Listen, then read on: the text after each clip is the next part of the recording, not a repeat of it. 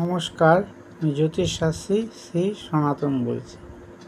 আজকে আপনাদের দেখাবো যে গ্রহের নিচু স্থান, কোন গ্রহ কোন রাশিতে নিচু অবস্থা প্রাপ্ত হয়। আসুন দেখে নেওয়া যাক।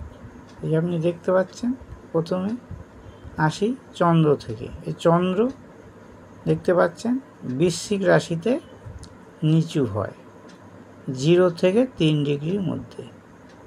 রাহু নিচু হয় 0 থেকে 30 ডিগ্রির মধ্যে, এই বৃশ্চিক রাশিতে। এবার আসি বৃহস্পতি। এই বৃহস্পতি নিচু হয় মকর রাশিতে, শনির ঘরে। এটা শনির রাশি।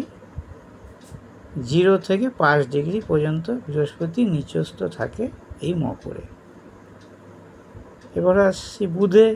বুধ হচ্ছে 0 থেকে 15 ডিগ্রি পর্যন্ত নিচু হিসাবে অবস্থান করে মীন রাশিতে। মীন রাশি হচ্ছে বৃহস্পতির রাশিতে বুধ নিচস্থ হয়। এবার আসি মেষ। মেষ রাশিতে শনিদেব 0 থেকে 20 ডিগ্রি পর্যন্ত নিচু অবস্থা প্রাপ্ত হয়। এটা মঙ্গলের রাশি মেষটা। বৃষ রাশিতে কেতু 0 থেকে 30 ডিগ্রি পর্যন্ত নিচু হয়। বৃষ রাশি হচ্ছে শুক্রের রাশি। মঙ্গল 0 থেকে 28 ডিগ্রি পর্যন্ত এই কর্কট রাশিতে নিচস্থ হয়। কর্কট রাশি হচ্ছে চন্দ্রের রাশি। শুক্র 0 থেকে 27 ডিগ্রি পর্যন্ত নিচস্থ হয় কন্যা রাশিতে। কন্যা হচ্ছে বুধের রাশি। তাহলে এই সমস্ত গ্রহের যে রাশিচক্র, তাতে গ্রহের উঁচু স্থান, নিচু স্থান এবং মূল ত্রিকোণ স্থান আপনাদের দেখালাম বা দেখাচ্ছি। এই গ্রহরা মানে নিচু অবস্থায় থাকলে কি ফলাফল দেয়। ধরুন কারো দশমে কোনো গ্রহ, দশমভাবে কোনো গ্রহ যদি নিচু অবস্থা প্রাপ্ত হয়, তাহলে দশম হচ্ছে কর্মভাব বা পিতা। তাহলে সেই গ্রহের কারকতা অনুযায়ী তাদের শুভ অশুভ ফল জীবনে ঘটবে। নিচু গ্রহে সেই গ্রহ যদি নিচু অবস্থা প্রাপ্ত হয়। এবার সেই নিচু গ্রহের সঙ্গে যদি কোনো সময় অন্য কোনো শুভ গ্রহ বা কোনো উচ্চস্থ গ্রহ নিচু গ্রহের সঙ্গে যদি যুক্ত হয়, তাহলে সেই নিচস্থ গ্রহ কিন্তু আবার নিজ ভঙ্গতা প্রাপ্ত হয়। মানে উঁচু গ্রহের সঙ্গে যুক্ত হয়ে সে কিন্তু নিচু ফলদান করে না।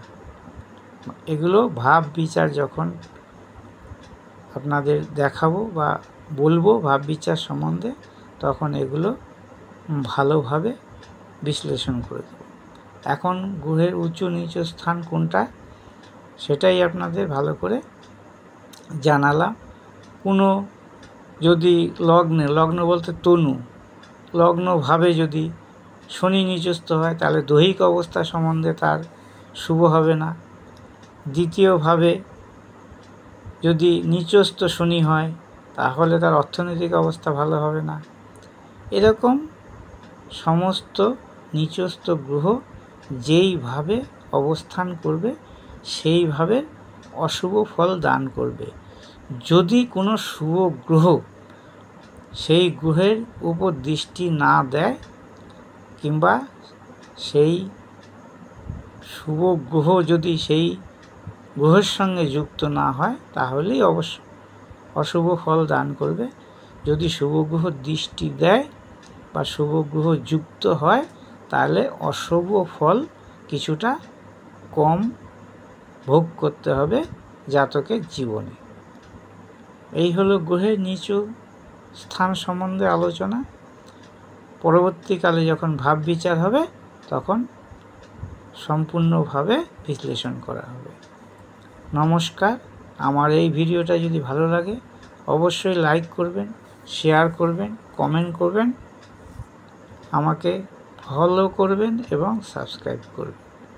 এই ভিডিওগুলো যাতে আপনাদের কাছে খুব তাড়াতাড়ি পৌঁছে যায় এবং যারা শিক্ষা লাভ করছেন জ্যোতিষ বা যারা জ্যোতিষ সম্বন্ধে জানতে ইচ্ছুক তাদের অবশ্যই এই ভিডিওগুলো দেখা দরকার।